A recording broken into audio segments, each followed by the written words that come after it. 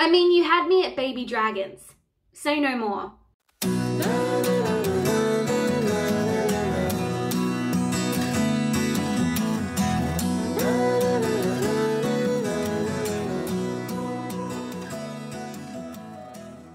What's up, book nerds? I'm Lucky's Universe, and first and foremost, I would like to apologize for being a flaky bitch. I thought I'd begin with that because honestly my presence on YouTube has taken Bitch I'm a Ghost to a whole new level.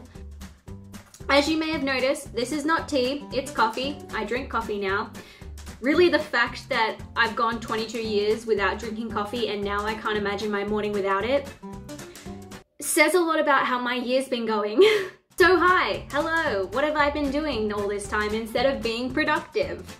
Well, I got a new job, I moved to a new suburb, but really most of my time was spent on my bed watching YouTube, and by that I mean binge watching Going 17 episodes and 17 Vine compilations. Don't judge me, hashtag only the real ones know. But Lucky, why were you obsessively watching 17 videos? Well, I'll tell you. For about a year I've been listening on and off to 17's music, always liked their music but have never really gotten around to learning all their names, and decided that now, while my life is simultaneously coming together and falling apart, was a good time to emotionally invest in some new K-pop boys.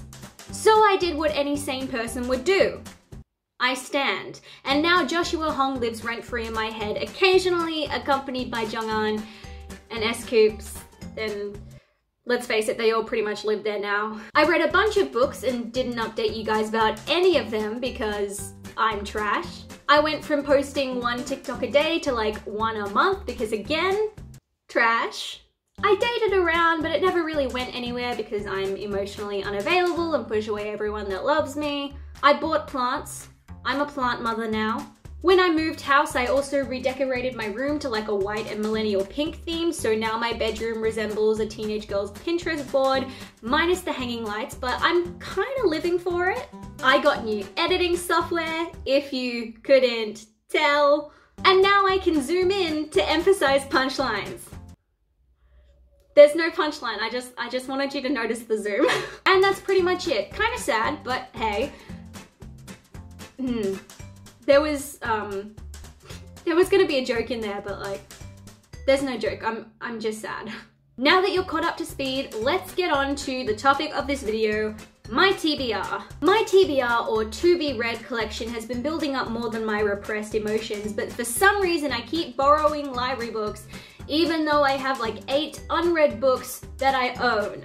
I don't know, it's just sometimes I feel disloyal to my library if I don't consistently borrow books. I still have books from Harlequin Australia that I need to get started on. Some of the books that they sent me I enjoyed so much that I went and purchased the sequels, so I've got to get started on those. I also want to reread some books, and I just need like a couple more hours in the day to get this done, you feel me? Alright. Let's get into it. Once upon a time, I promised myself that I wouldn't borrow any library books for at least 2 months in order to motivate me to read the books that I already own. Alas, the thing about working in a library is that you're constantly surrounded by books, and you want to read all of them. Obviously, library books take reading priority because I have to return them, so let's take a look at what I got.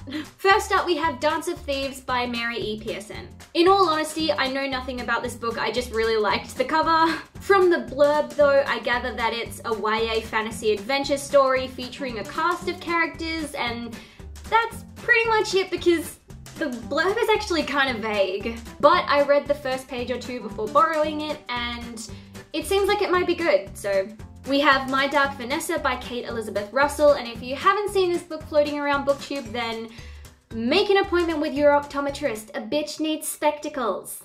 My Dark Vanessa is an adult contemporary novel featuring a female character who engages in what she believes to be a loving relationship with her school teacher, but then years later is forced to rethink that relationship as that teacher is accused of sexual abuse by another former student. This book has great reviews and is brought up a lot in the online book community, so I'm really excited to get started. Then we have A Darker Shade of Magic by Victoria Schwab, which I'm pretty sure a lot of my followers will be pleased that I'm finally planning on reading it.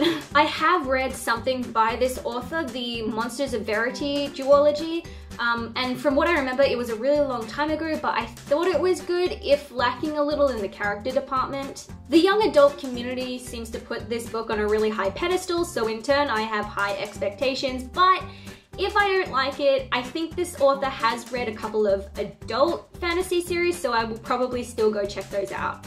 The blurb for this story seems complicated, but the premise of the story is interesting, so we'll see how it goes. And finally, The Long Way to a Small Angry Planet by Becky Chambers, a sci-fi adult novel. This book is sort of a wild card for me because I've only recently started branching out into the sci-fi scene. This book is about a woman named Rosemary who joins a crew on a ship called the Wayfarer, and the crew is made up of an eclectic cast of characters of all species and personalities. The crew is offered a dangerous job which involves tunneling through space to a distant planet, and the story seems to be about all of the characters having their own secrets and just trying to keep them hidden whilst occupying the small space of the ship.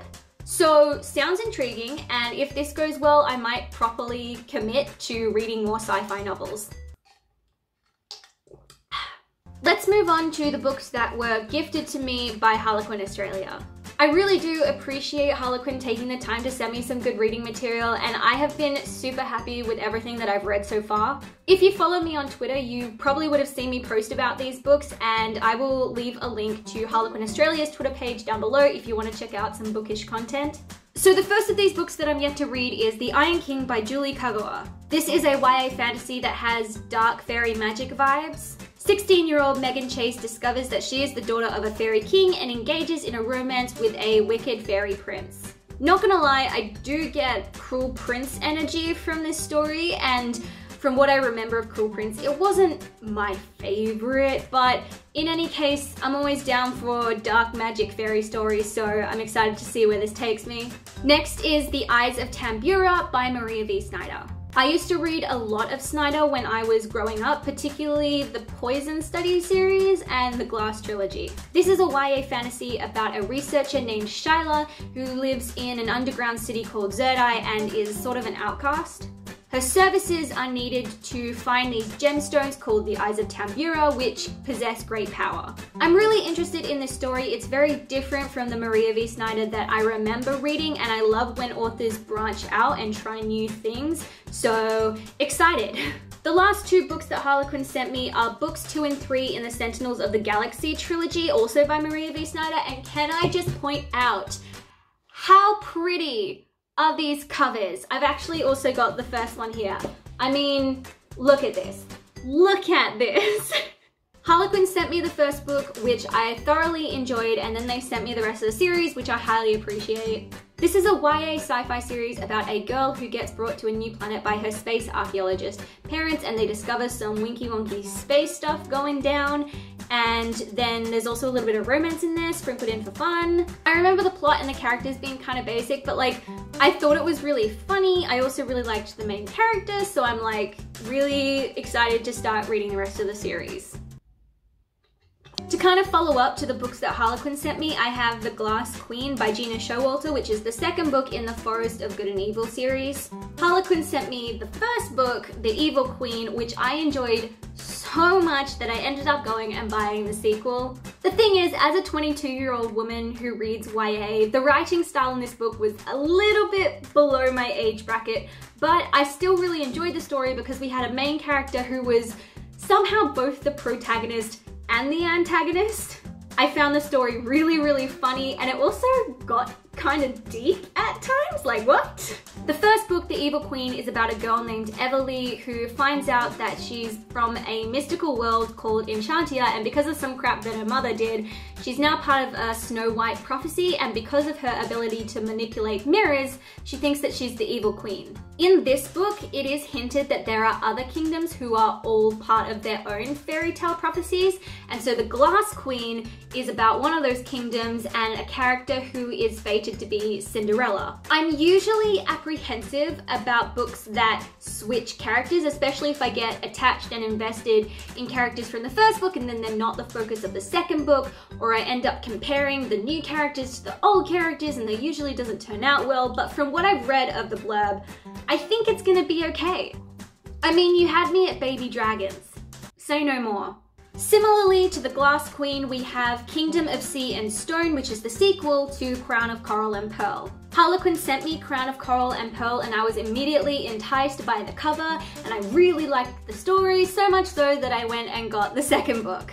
So the first book is about a girl named Nor who lives in a waterbound village and her people are never allowed to set foot on land, and her only chance of getting away comes in the form of a once-in-a-lifetime ceremony where the most beautiful girl out of her village is picked to go and marry the future king of like the Land Kingdom.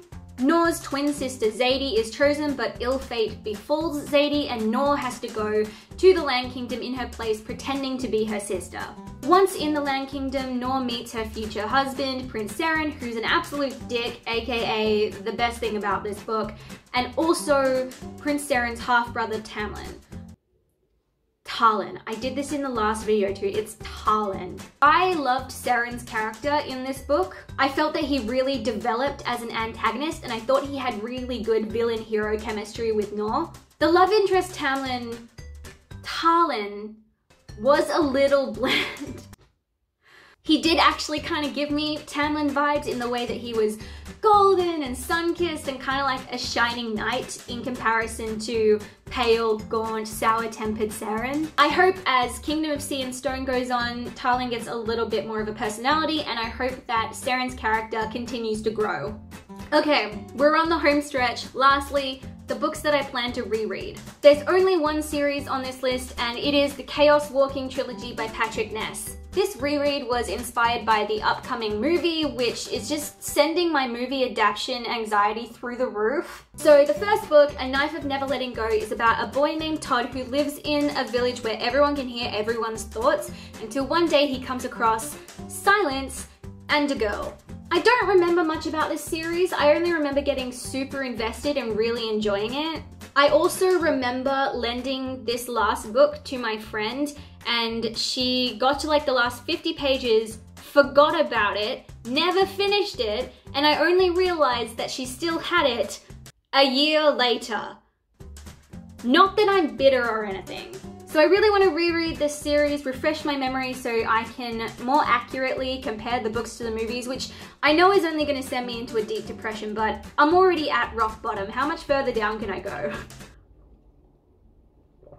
And that just about covers my TBR, and boy do I have a lot to get through. I completed my 2020 reading challenge of 30 books, so in 2021 I'm gonna push for 40, which is roughly 3 to 4 books a month, which I think is achievable with my current work and study schedule. I promise to do my best to upload regular YouTube videos, but please be understanding if I can't upload something every single week.